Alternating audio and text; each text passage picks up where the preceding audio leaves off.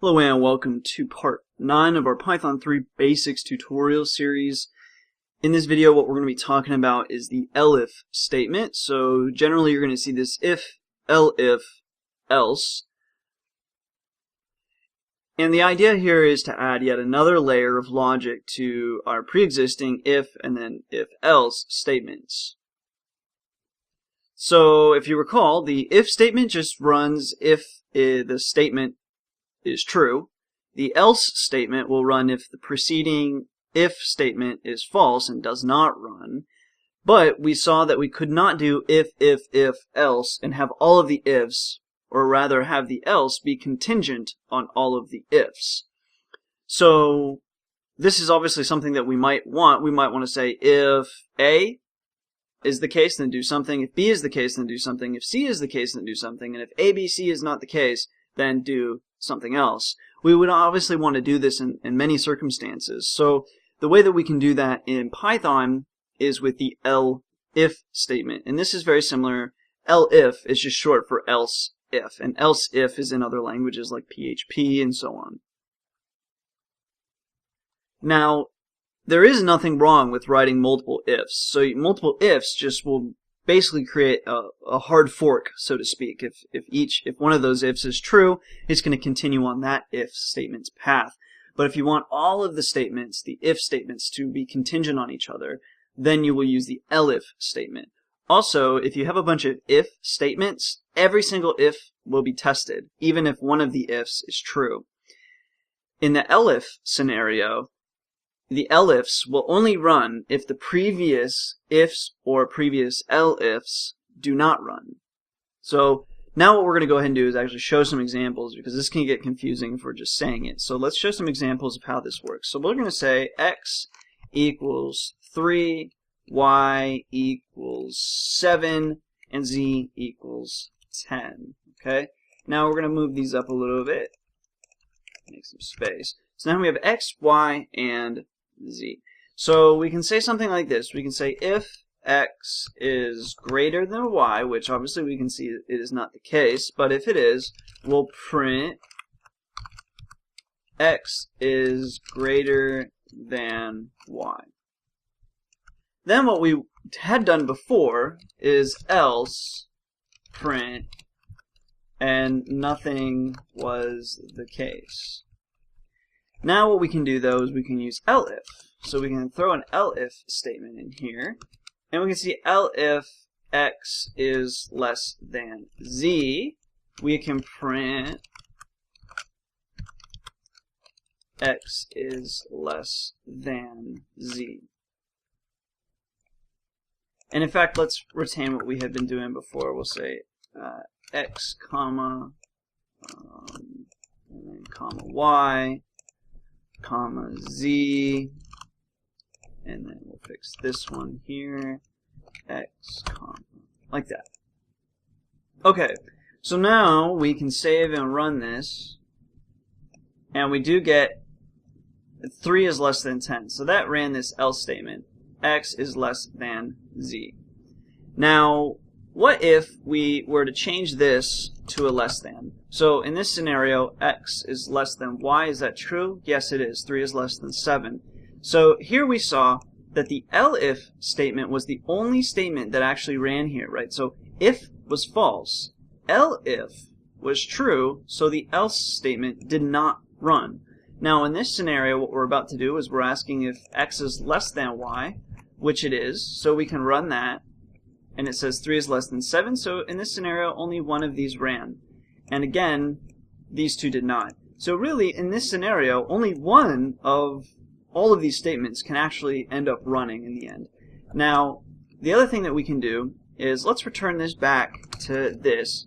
So we run this, 3 is less than 10. Let's make this a greater than, and then is greater than, and then this needs to be greater as well. So we can save and run that, and we see nothing was the case. Now what we can do though is we can ask another elif statement. Elif y is greater than z, print y is greater than z.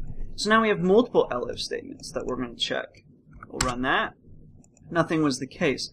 Now, what if? See, here we're asking if x is greater than z. If we change this to less than, x is 3, so it is less than z, which is 10. Now, we're asking here if y is greater than z, which it's not, but what if we say that y is less than z? Now we have two elif statements here that are true. So what is going to happen in this scenario? Well, this, again, is only going to run one of the statements. It's basically going to check this one, and if this one's false, it runs to this one, and if this one's false, it will run to this one. But if this one is true, then it's going to break. We haven't really talked much about break, but what break does is you have like a block of code, and if you want to get out of that block of code at some point, break is literally a Python command. So break. Some people hear break and they think the script breaks, and some people literally will say the script broke.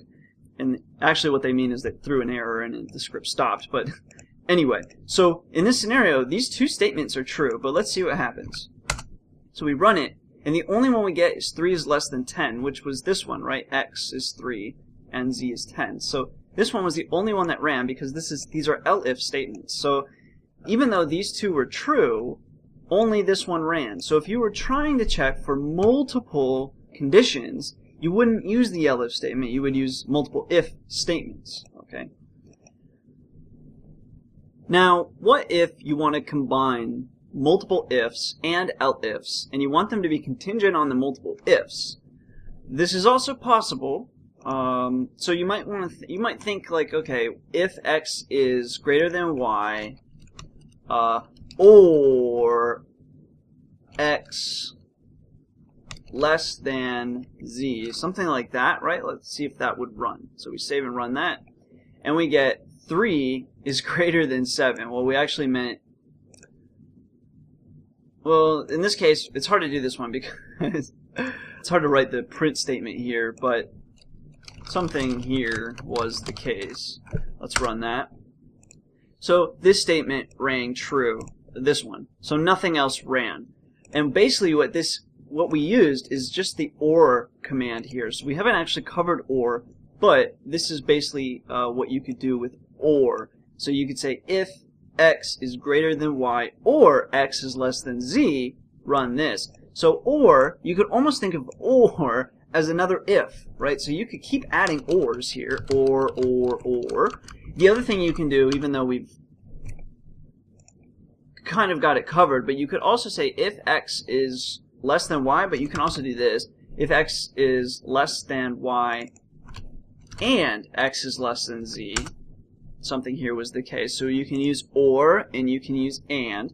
Now obviously in this scenario it's kind of silly because we could just do this, right? You could say that, and that encompasses that whole line originally because x is less than those two things.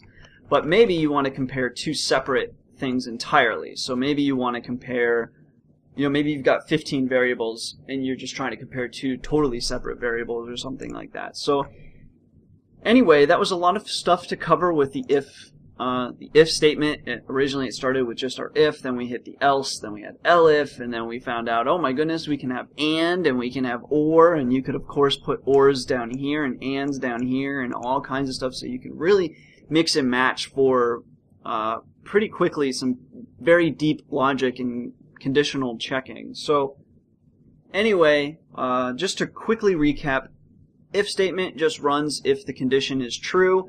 Elif will only run if the previous statement, either an elif or an if, was false, even if the elif is a true statement. So if the elifs or if preceding the elif statement is true, the elif will not run, even if it was true. As opposed to multiple if statements, where they will all run if they are true. Whereas in this scenario, even though these are two true statements, we only had one thing run. So if you really wanted to make multiple checks, you would have if. But anyway. And then the else statement, of course, runs only if the preceding ifs and elif stackings are all false. And obviously there's no truth checking to the else statement. It just plain runs if nothing else ran. So anyways, that concludes chapter 9. and a slightly more complex issue. In the next chapter, chapter 10, we're going to be covering basic functions.